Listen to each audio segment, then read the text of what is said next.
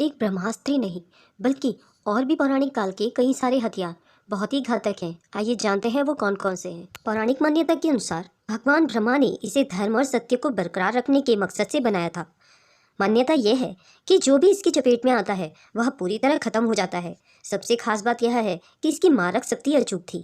वैसे ब्रह्मास्त्र के अलावा पौराणिक काल में कुछ और बेहद घातक और शक्तिशाली अस्त्र और शस्त्र भी रहे, जिनका उल्लेख महाभारत और रामायण के पुराणों में मिलता है। आइए जानते हैं वो कौन कौन से हथियार हैं। इंद्रास्त्र देवराज इंद्र का अस्त्र था। वह जो वज्र इस्तेमाल करते उसे ही इंद्रास्त्र कहा जाता था। महाभारत में इसका इस्तेमाल किया गया था। वहीं रामायण में लक्ष्मण ने इसी के जरिए मेघनाद का वध किया था, जबकि श्री राम ने इसे चलाकर कुंभकर्ण को मारा था। इस हथियार को चलाने पर इतनी ऊर्जा निकलती थी कि यह लाखों प्राणियों को पल भर में भस्म कर सकती थी। इंद्र ने इसके जरिए बल और वज्र जैसे शक्तिशाली राक्षसों की हत्या की थी। उन्होंने इसके जरिए बाल हनुमान को भी अचेत कर दिया था। ब्रह्मशीर अस्त्र भगवान ब्रह्मा का सबसे शक्तिशाली माने जाने वाला ब्रह्मशीर और ब्रह्मास्त्र से भी ताकतवर माना जाता था।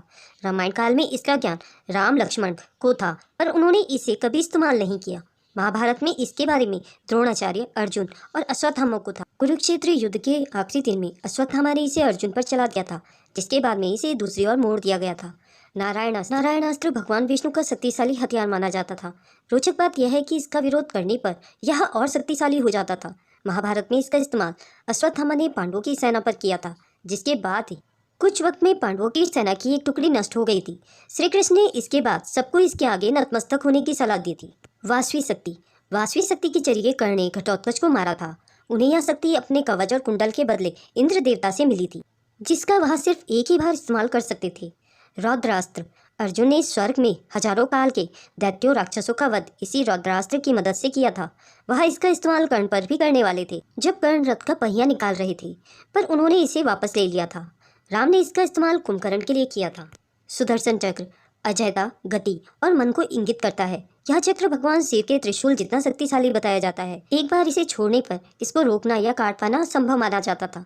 श्री कृष्ण ने इसी चक्र से शिशुपाल का वध किया था। महाभारत के मुताबिक शिव ने विष्णु को यह प्रदान किया था। त्रिशूल भगवान शिव का त्रिशूल सारे अस्त्र और शस्त्रों से सबसे अधिक शक्तिशाली माना जाता है। इसकी 3 मुख्य रचनात्मक ऊर्जाओं के रूप हैं।